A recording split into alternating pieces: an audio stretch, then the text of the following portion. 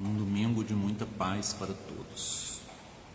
Preparando os nossos pensamentos, eu vou ler uma página introdutória do livro Evangelho segundo o Espiritismo, uma página de O Espírito da Verdade. Os Espíritos do Senhor, que são as virtudes dos céus, qual imenso exército que se movimenta ao receber as ordens do seu comando, espalham-se por toda a superfície da terra e, semelhantes a estrelas cadentes, vêm iluminar os caminhos e abrir os olhos aos céus. Eu vos digo, em verdade, que são chegados os tempos em que todas as coisas hão de ser restabelecidas no seu verdadeiro sentido, para dissipar as trevas, confundir os orgulhosos e glorificar os justos. As grandes vozes do céu ressoam como sons de trombetas, e os cânticos dos anjos se lhe associam. Nós vos consideramos a vós, seres humanos, para o divino concerto. Tomai da lira, fazei uníssonas vossas vozes, e que num hino sagrado elas se estendam e repercutem de um extremo a outro do universo. Homens, mulheres, irmãos, irmãs, a quem amamos, aqui estamos junto de vós. Amai-vos também uns aos outros e dizei do fundo do coração, fazendo as vontades do Pai que está no céu: Senhor, Senhor, e podereis entrar no reino dos céus. O Espírito de verdade. Vamos fazer nossa oração. Senhor Jesus, elevamos a Ti nossos pensamentos e sentimentos, numa comunhão que transcende os espaços físicos, porque estamos, Senhor, por dureza de nossos corações, por impiedade de nossos corações, sofrendo o ataque de nova praga mundial, que iniciou-se não por Tua vontade, sabemos disso, mas por infelicidade nossa, por egoísmo nosso, por orgulho nosso. Te agradecemos, Senhor, por nos permitires a comunhão de pensamentos e sentimentos através de uma tecnologia que nos foi obtida através da Tua inspiração. Te agradecemos e Te louvamos em nome, e que possamos transmitir, Senhor, algo da beatitude da misericórdia nesta manhã de hoje. Assim seja.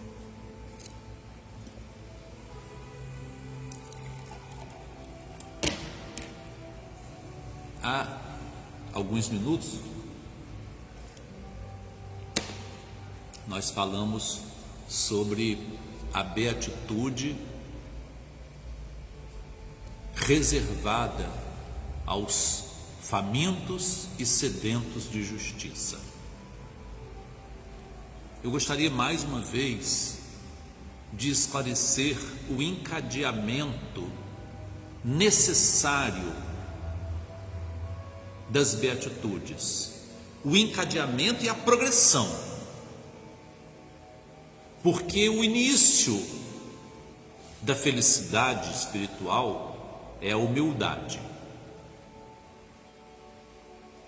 Através da humildade se alcança a felicidade do arrependimento, com lágrimas de arrependimento e indulgência dos nossos erros e dos erros dos outros. Através desse processo de mutação interior, que são as lágrimas de arrependimento, nós podemos atingir o domínio próprio e alcançar a mansidão. E continuando pela mansidão de espírito, associada ao arrependimento dos nossos erros e coroada pela humildade, é possível que nós nos indignemos e não pequemos, como é o conselho de Paulo. Indignai-vos e não pequeis, porque se nós formos esfomeados e sedentos de justiça e nos indignarmos e denunciarmos as injustiças, como Paulo fez, como João Batista havia feito, como Moisés fez no Egito, e bem recente no século XX, como fizeram o reverendo Martin Luther King Jr., como fez Mohandas Gandhi, o Mahatma Gandhi na Índia.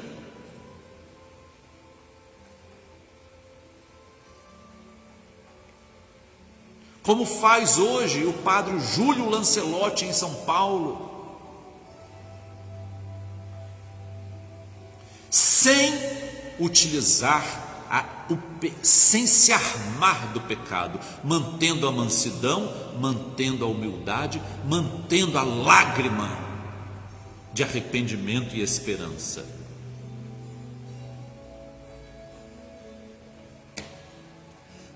Assim, completando esse ciclo de 4 patamares de beatitude,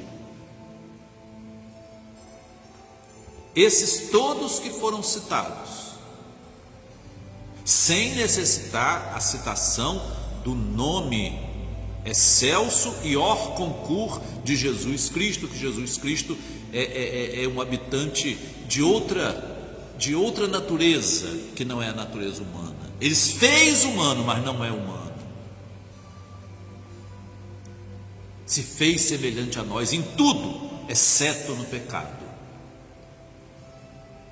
Então todos estes que, caídos como nós, conseguiram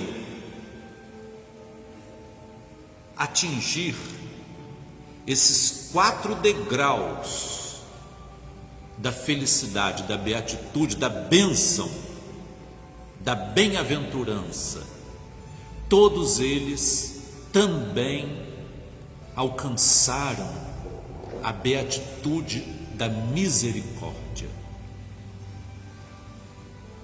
que entra aqui não coroando, porque ainda temos outros patamares, mas iniciando um novo padrão,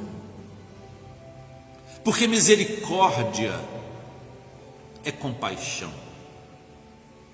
Ora, compaixão,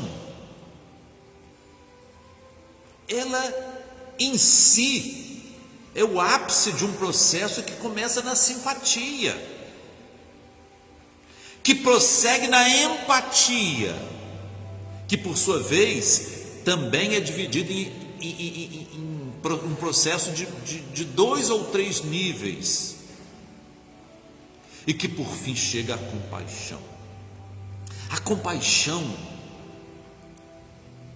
é uma categoria tão nobre, tão excelente. Ser misericordioso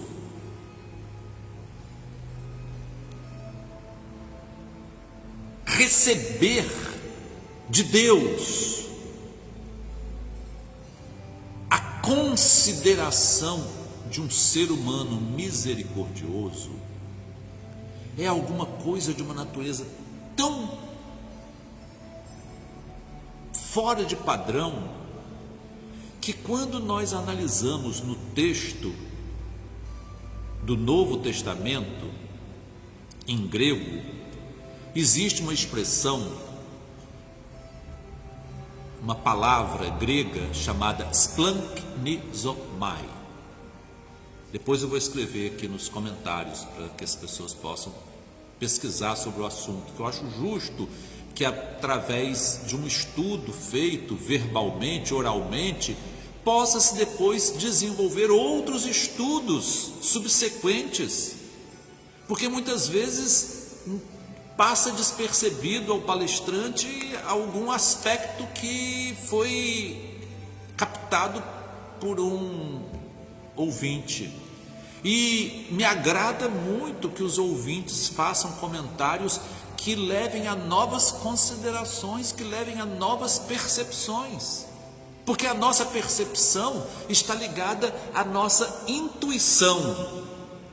A intuição é um mecanismo de sintonia espiritual muito sofisticado. Ela utiliza uma glândula do corpo físico chamada epífise, que ela funciona dependendo de certos padrões de nosso pensamento e conduta.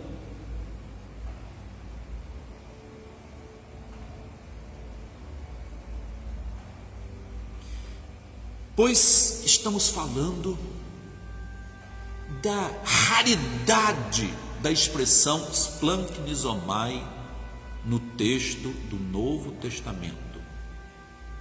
Ela aparece pouquíssimas vezes. 2 vezes em parábolas, uma referindo-se ao pai do filho pródigo, movendo-se de íntima compaixão, quando ele viu o seu filho chegando sujo, imundo em todos os sentidos.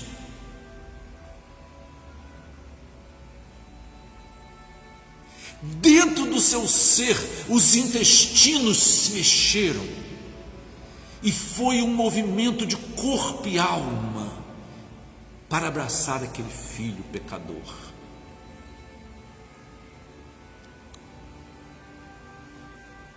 De outra feita, na parábola do bom samaritano, referindo-se ao samaritano, que é o alter ego de Jesus Cristo, todos nós reconhecemos isso.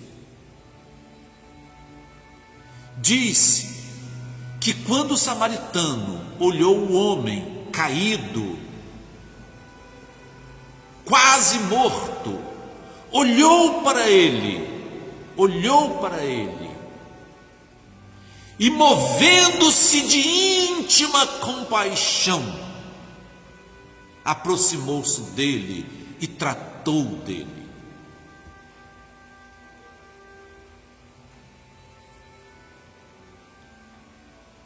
As outras referências à expressão grega splanchnizomai, que é mover-se de íntima compaixão, que é uma compaixão intestina, uma compaixão de dentro.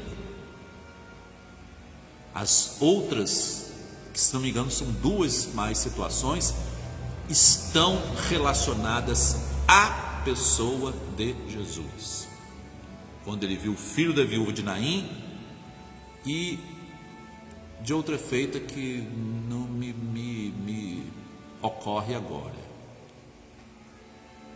Mas o que é importante de nós declararmos é que só e somente a palavra splanchnizomai existe no Novo Testamento, referindo-se a Jesus e a 2 personagens parabólicos, alegóricos, que são o próprio Jesus.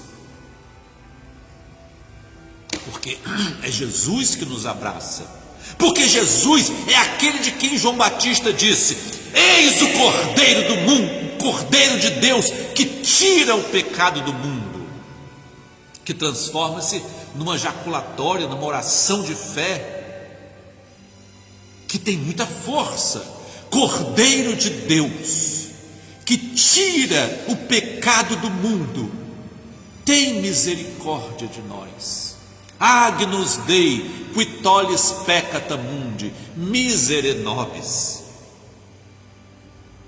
Essa oração é de uma potencialidade intrínseca,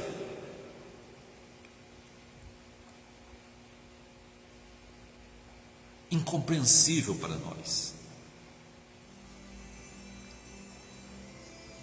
Se não me engano, foi Santo Agostinho que dizia que as orações repetidas, mesmo sem a participação da razão apenas por hábito, e mesmo sem a participação do coração, elas já têm valor, porque verbalizar só é possível quando aquilo está dentro do coração. Então, quem reza uma oração repetida, continue rezando. É claro que, é evidente que é bom que ele pense e sinta, mas mesmo que não pense e sinta, ainda vale a pena repetir. Como numa música do Padre Zezinho, ele diz assim, dizendo com toda a vida dele, como ele sempre rezou a Ave Maria, e que agora adulto se esquecia e dormia sem rezar, mas que ele se arrependeu e voltou a conversar com a Mãe do Céu, com esse ser sublime que é Maria. Então ele termina a sua música assim: e hoje, Maria, sem rezar, mesmo sem rezar como devo, eu de ti, Maria, não me esqueço. Então, façamos as nossas preces, as nossas orações, façamos essa comunhão com Deus, para que mesmo que o nosso coração não esteja imbuído de fé, mas ele está verbalizando alguma coisa que está dentro de nosso coração, porque a boca fala do que está cheio o coração.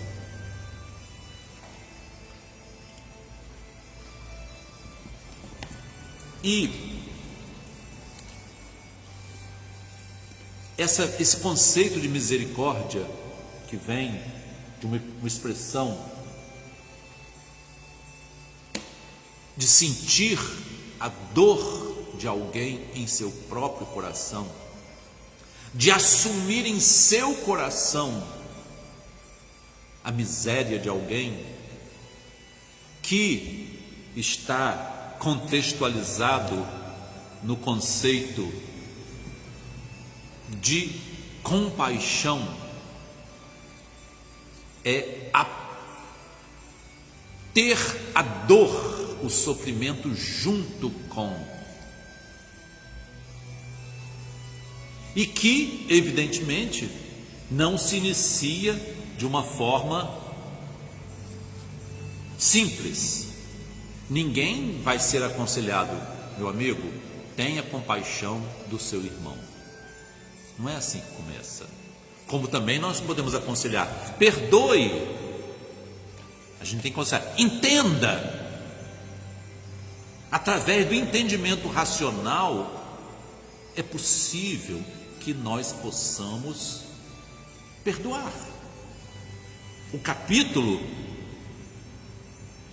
Bem-aventurado os misericordiosos de o Evangelho segundo o Espiritismo é todo sobre o perdão e as indulgências.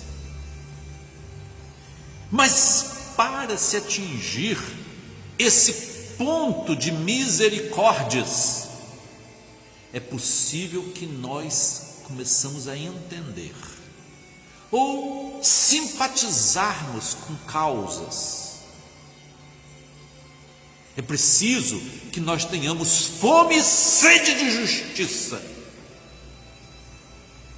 e nos simpatizemos com causas de todos, com causas da humanidade, com causas de classes que não são nossa classe, por causas de etnias e raças que não são nossa etnia e raça, por causa de minorias das quais nós não fazemos parte. Mas é necessário que nós simpatizemos com as causas deles e ergamos nossa voz para defendê-los, porque nós não podemos ser isentos, não podemos ser seguidores de Pilatos, lavar as nossas mãos diante das injustiças. Então, nesse processo de simpatia, nós vamos entender o outro. Quando nós estivermos entendendo a dor de alguém, mesmo alguém que nos prejudicou e prejudicou aqueles a quem nós amamos, que pode despertar dentro de nós uma ira. Mesmo assim, nós vamos tentar entendê-los através da empatia racional, da empatia cognitiva, que seria um primeiro passo. Mas ninguém pode fazer esse exercício se primeiro não quiser, com todas as forças do seu espírito, buscar a humildade. Ser pobre em espírito. Pobre em espírito é aquele a quem tudo é uma bênção. Ele agradece por tudo. Obrigado, Senhor, por este pedaço de pão duro que vai mitigar a minha fome hoje. Obrigado, Senhor, por essa pessoa que me sorriu. Obrigado, Senhor, por essa pessoa que entendeu a minha causa, que teve pena de mim, apesar de eu ser uma pessoa sem coração, duro de coração. Então, o início é a humildade. E quando nós choramos de arrependimento, nós estamos abrindo uma porta para inseminarmos o nosso coração com a empatia, com a palavra de Deus, para que nos tornemos seres empáticos, sermos mansos, termos indignação diante das injustiças, mas não pequemos. Indignai-vos e não pequeis. Então, quando estamos subindo esses 4 patamares, nós estamos nos preparando para a misericórdia. Diz o rei Davi, o rei salmista, no Salmo 41: bem-aventurado o que pensa no pobre. No dia mau o livrará Jeová, será bem-aventurado na terra. Ele predisse a bem-aventurança dos misericordiosos e dos mansos, que serão bem-aventurados e herdarão essa terra. O manso é aquele que ama a terra, por isso ele é herdeiro, ele cuida da terra, ele trata da terra com carinho. Como disse o cantor poeta Chico Buarque, afagar a terra, acarinhar a terra.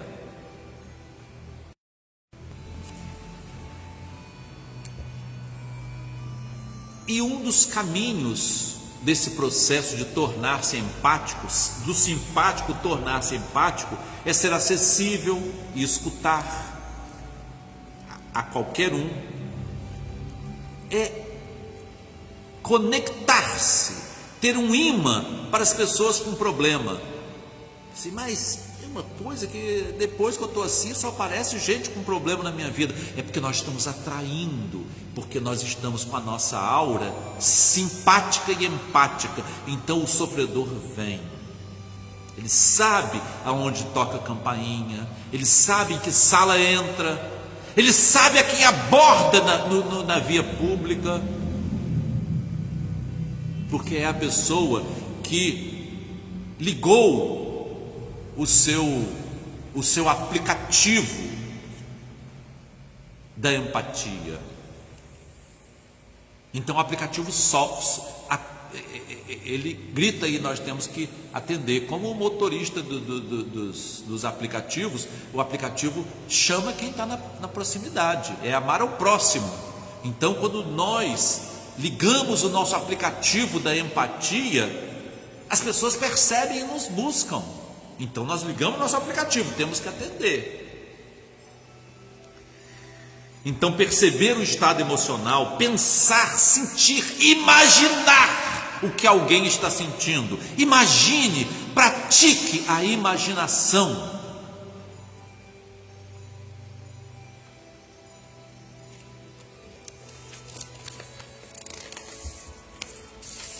Quando nós nos incomodamos com esses eventos, com essas situações de tragédia, de fome, de miséria, de injustiça,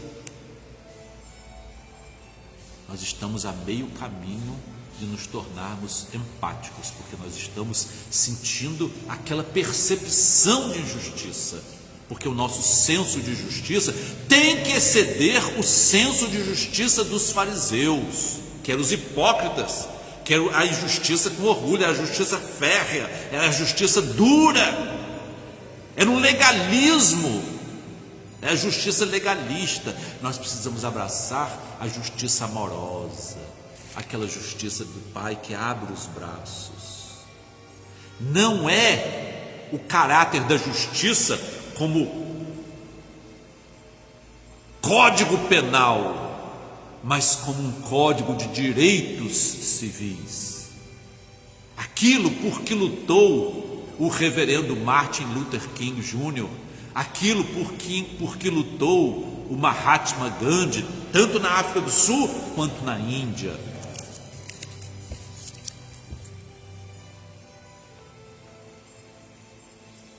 Então, essa arte de colocar-se no lugar de alguém, de ter a sensação da compreensão do que o outro está sentindo, olhar com o olhar dele, sentir com o sentir, e imaginar, fazer um exercício de imaginação. Deixa eu imaginar agora como é ser uma criança. Como é ser uma criança que não sabe o que quer, não sabe o que pedir. Como é a angústia que ela está sentindo. Tentar sentir o que ela está sentindo.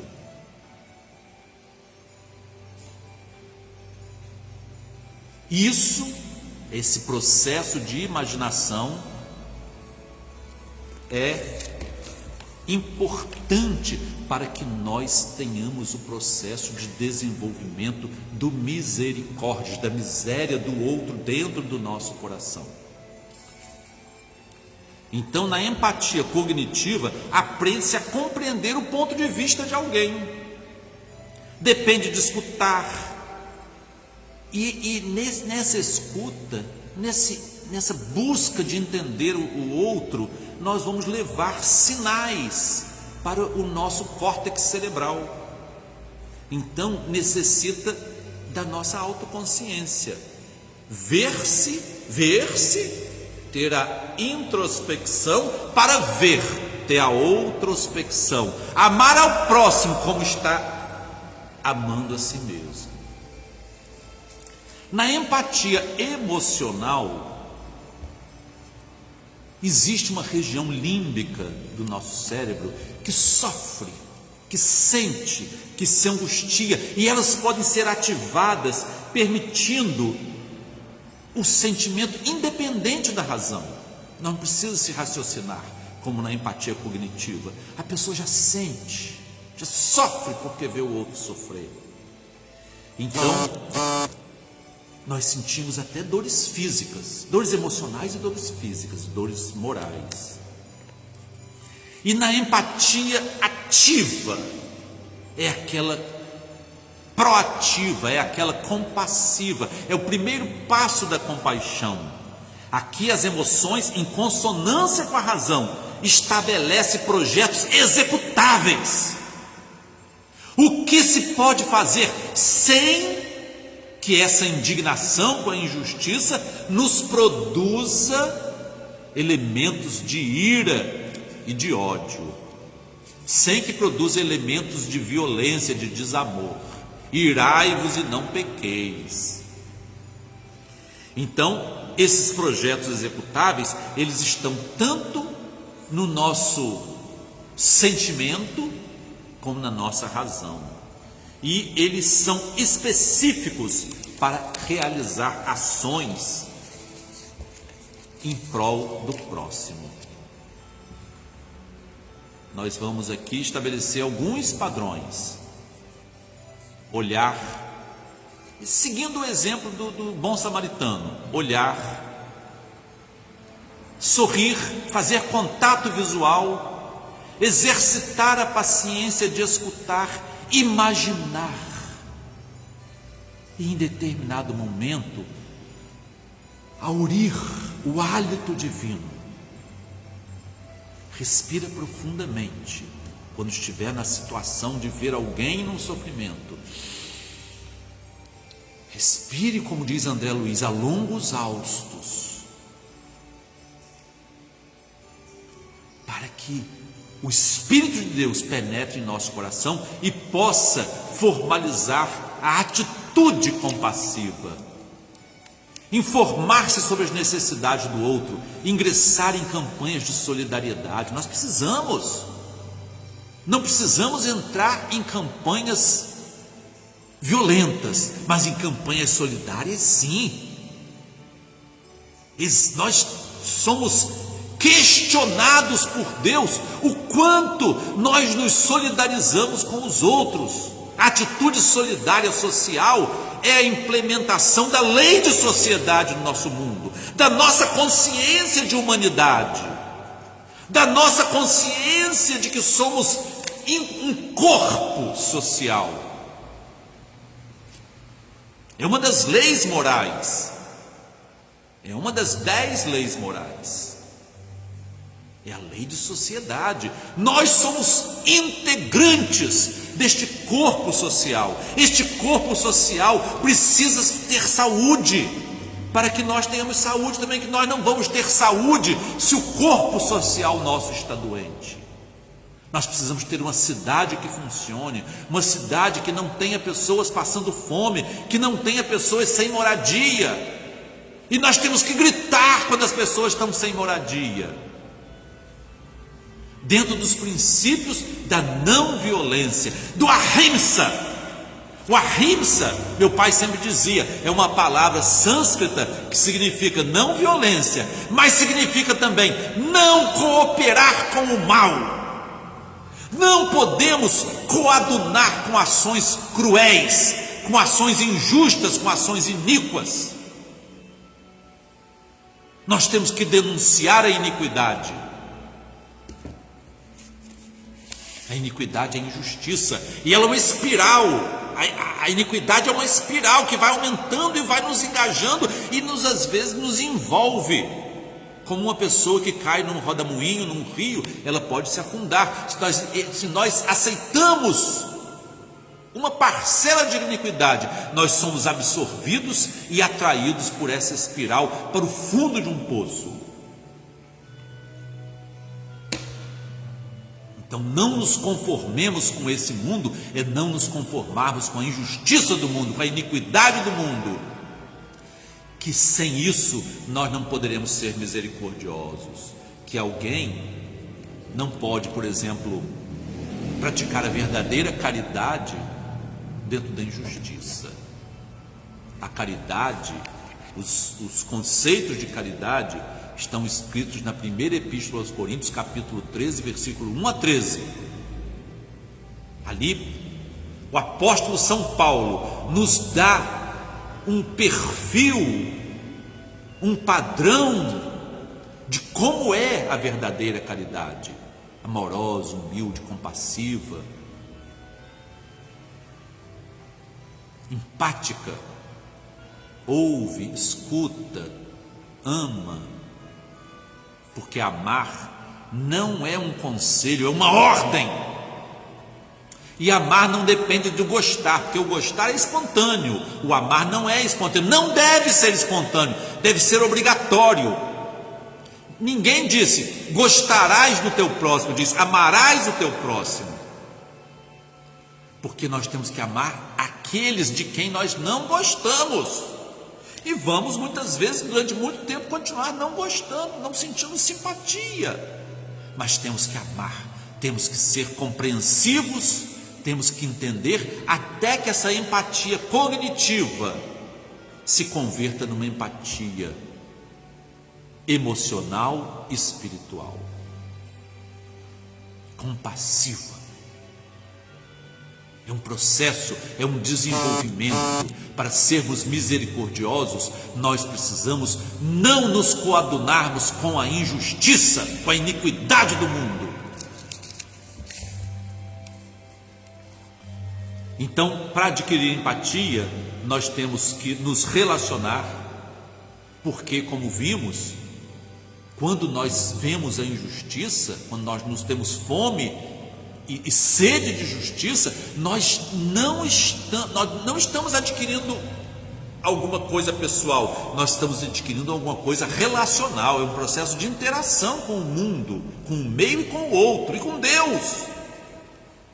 Isso é que nos amacia a terra do coração, para que ela possa ser inseminada com a palavra de Deus, para que nós engravidemos da palavra de Deus, para que nós aceitemos a semeadura, e a terra que já está fofa, ela possa germinar e, quiçá, frutificar, 1 para 30, 1 para 60 e 1 para 100, numa progressão de amor, que começa na fome e sede da iniquidade, que começa na humildade, que passa pelo choro do arrependimento, que passa pelo aprendizado da mansidão, que continua na fome e sede de justiça, e que não coroa, mas que continua ainda mais na aquisição da misericórdia, porque os misericordiosos receberão misericórdia, eles estão no amplexo divino da misericórdia. Então, se nós aceitamos e treinamos esse amor ao próximo como ordem, se eu não amo, o que eu faço? Ame. Como fazer para amar? Ame, obedeça, sinta, olhe, escute, imagine.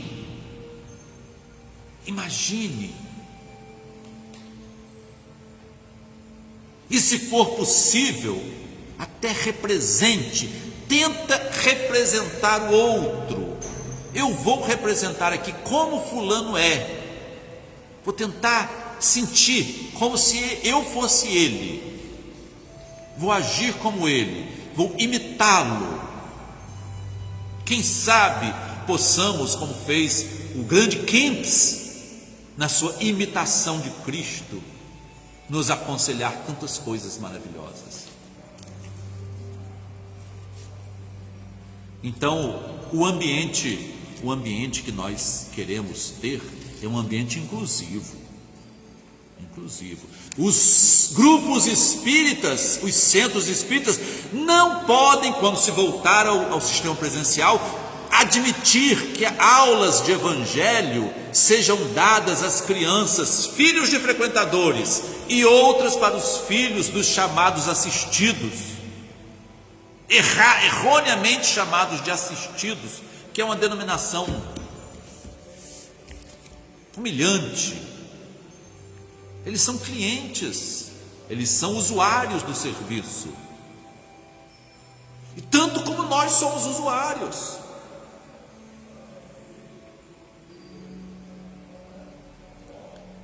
Portanto, a classe de evangelho é uma classe inclusiva, para que o professor de evangelho de uma classe infantil, ele possa transmitir o ensinamento do evangelho,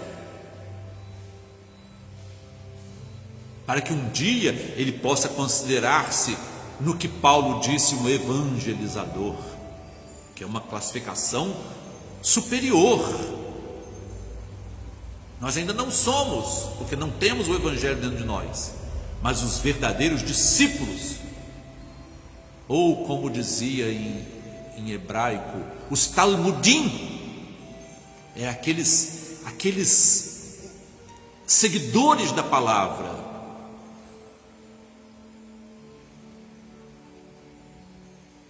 Eles só conseguem transmitir se estiver dentro deles. Uma parteira, como disse Sócrates, não pode ajudar a dar à luz uma mulher que não está grávida, que não foi inseminada.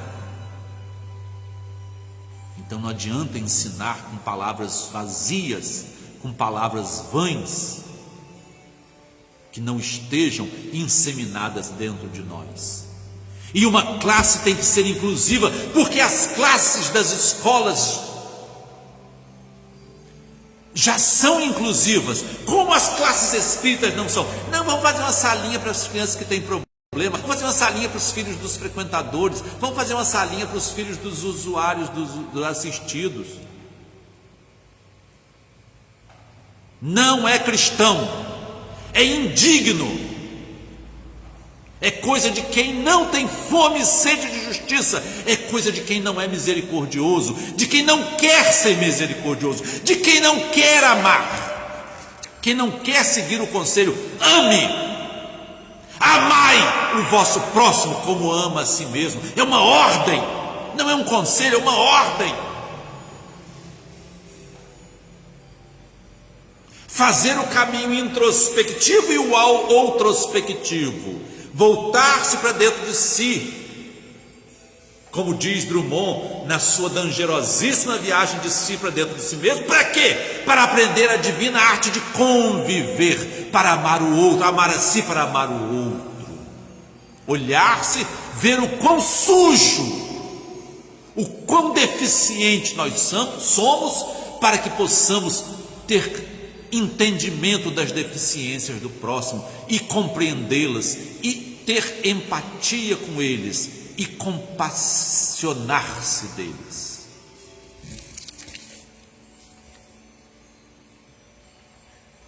Então, viver na diversidade, interagir no ambiente de exclusão, procurar literatura e filme que falem sobre isso. Temos que nos informar. Grandes literatos, como os grandes literatos da literatura universal, nacional, como Ariano Suassuna, europeus, como Tolstói, Dostoiévski, americanos, como John Steinbeck, japoneses, árabes, judeus, de outras culturas, como muçulmanos, hindus, tupi-guaranis, africanos. Livros que falam sobre essa busca do conhecimento e a busca da religião, como O Mundo de Sofia e A Viagem de Theo. Assistir a filmes clássicos de Fellini, Akira Kurosawa, Bergman, Truffaut. Isso tudo é maravilhoso. Nós vamos aprender a ser empáticos. Temos também que nos proteger da falsa misericórdia, da falsa compaixão. É preciso que nós nos protejamos, entender que existe uma mídia irresponsável e buscar desconectar-se dessa mídia.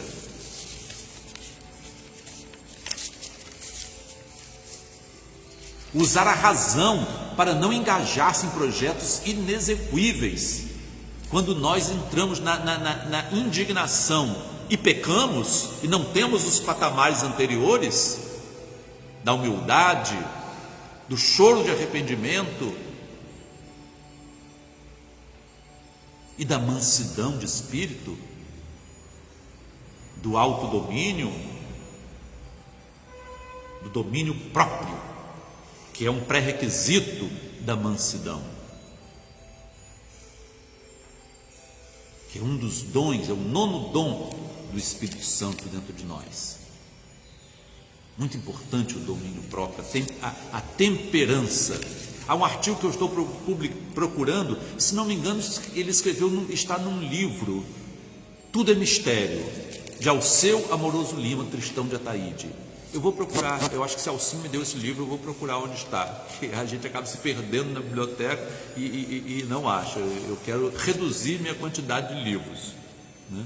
Até porque agora a gente tem a possibilidade de ter um Kindle para botar os livros dentro dele e diminuir papel.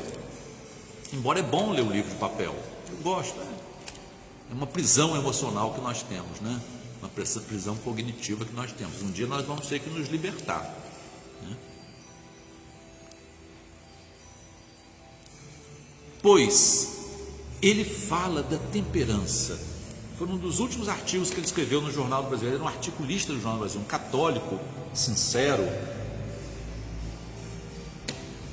que denunciava a iniquidade do governo militar, denunciava as torturas, denunciava a pobreza, a fome no Nordeste, a seca no Nordeste. Ele usava o seu espaço no Jornal do Brasil para, como cristão sincero, protegê-lo do Papa, que ele pertencia a uma ordem, e ele era intocável, ele não era tocado pelos militares. Ele denunciava o que havia de erro num governo ditatorial que o Brasil passou, de muita injustiça, de muita iniquidade.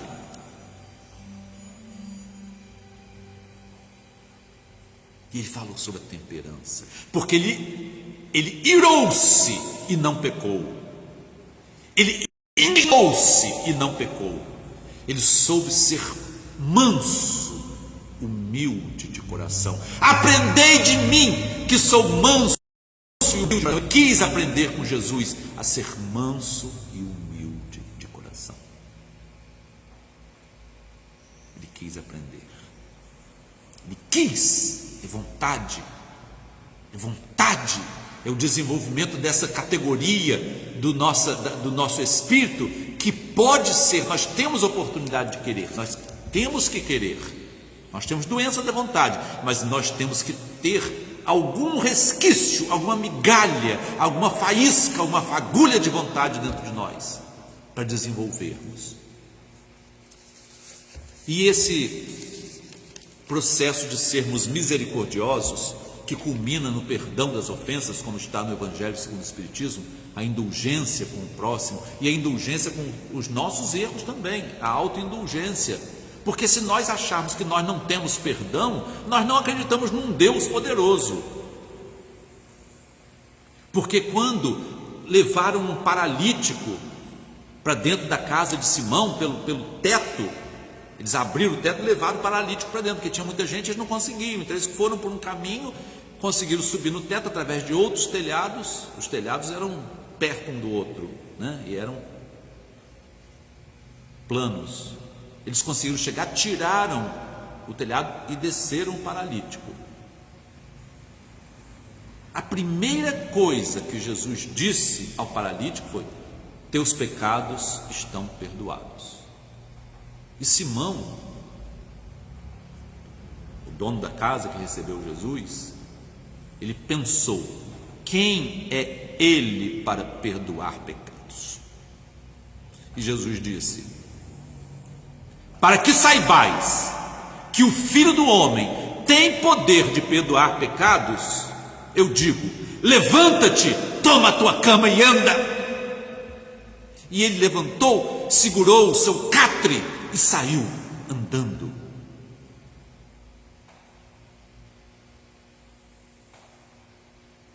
Então ele tem poder de perdoar pecados. Ele tem poder. Cordeiro de Deus, que tira o pecado do mundo, tem misericórdia de nós. Como disse também um cego que estava no caminho, 2 cegos que estavam no caminho, Jesus andando com aquela multidão, o seguindo, e os cegos: Jesus, filho de Davi, tem misericórdia de nós. Jesus, filho de Davi, tem misericórdia de nós. Jesus, filho de Davi, tem misericórdia de nós. Quanto mais os discípulos diziam: pare, não perturbe o mestre, tanto mais eles diziam para não falar, tanto mais eles gritavam: Jesus, filho de Davi, tem misericórdia de nós, porque o Senhor é aquele de quem João Batista disse que está escrito: o Cordeiro de Deus, que tira a doença do mundo. E nós somos doentes. A nossa doença afetou a nossa visão física, a nossa visão emocional, a nossa visão espiritual. Tem misericórdia, Senhor. Jesus vai até eles e pergunta: o que eles queriam que eu veja, Senhor? E eles viram. Se alguém pergunta o que nós queremos, é porque ele pode, é porque ele é onipotente, Ele é omnipotente, Ele é omnisciente, Ele sabe o que está no nosso coração, Ele é omnipresente, Ele está sempre ao nosso lado. Estarei convosco todos os dias, até a consumação dos séculos. Ele tem os atributos divinos da onipresença, da onisciência e da onipotência. Então é a Ele que nós temos que humildemente pedir para que nós reduzamos o nosso ego. É junto dele que nós temos que chorar sinceramente arrependidos. É diante dele que nós temos que pacificar o nosso coração. Respire a longos haustos e busque a mansidão do Espírito Santo, porque o Espírito Santo é o Consolador, é o outro Consolador, porque Jesus é o Consolador, e os que choram são consolados por Ele. Ele é o Consolador, e o Espírito Santo, o Espírito de verdade, é o outro Consolador. Então nós temos dois Consoladores, Ele e o outro. Então quando nós respiramos, esse Espírito Divino penetra a longos haustos dentro de nosso pulmão espiritual, e assim nós podemos amansar, pacificar o nosso coração. Não esqueçamos de respirar, não esqueçamos de respirar. Depois disso, nos indignemos e não pequemos. Iremos e não pequemos. Iremos não, iremos é o verbo ir. Irar-se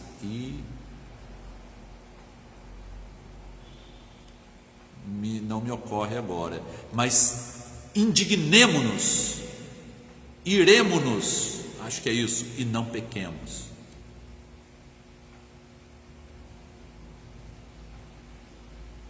Para que nós possamos, por fim, não por fim, mas ainda estamos numa jornada, atingir a misericórdia. Peçamos a Deus, e junto de Jesus, nosso modelo e guia, que nós alcancemos estes patamares, para que jamais lutemos por uma sociedade que reproduza injustiça em outro patamar, e geralmente num patamar de ódio e de vingança. Não busquemos a justiça da vingança, não busquemos a justiça da execução penal, mas busquemos a justiça dos direitos de todos, da justiça do amor, da justiça da misericórdia. Essa é a verdadeira justiça, é a elasticidade da justiça, que Ele, misericordioso e justo, possa aplacar as dores do nosso coração, e que a nossa sociedade tão adoecida, tão iníqua, possa que Ele germinar a sua semente de amor, e que nós engravidemos dessa palavra em nosso coração, para que possamos dar à luz compaixão, misericórdia. Vamos orar. Senhor Jesus, agradecemos estas humildes e desataviadas conexões verbais que passam por nossa mente ao lermos as beatitudes que tu disseste no monte, aquelas beatitudes que do monte da vida dirigis a nós outros, como os mandamentos da terra regenerada. Ensina-nos, Senhor, a buscarmos com todas as forças da nossa alma, com todas as forças do nosso entendimento, com todas as forças do nosso coração, estas beatitudes, que busquemos a humildade, que choremos de arrependimento, que busquemos a mansidão, que busquemos a empatia e a misericórdia, para que elas façam parte da nossa personalidade transformada, uma personalidade que herdará a terra, uma personalidade que ama a terra, que afaga a terra, que concede a terra para todos que querem trabalhar na terra, que conceda espaço de moradia para todos, alimento para todos, amor para todos. Te agradecemos, Senhor, e louvamos Teu nome, agora e sempre. Em nome de Deus Todo-Poderoso, com a assistência de nossa Mãe Santíssima e de nossos amigos e benfeitores espirituais, nós damos por encerrada a nossa reunião desta manhã. Assim seja.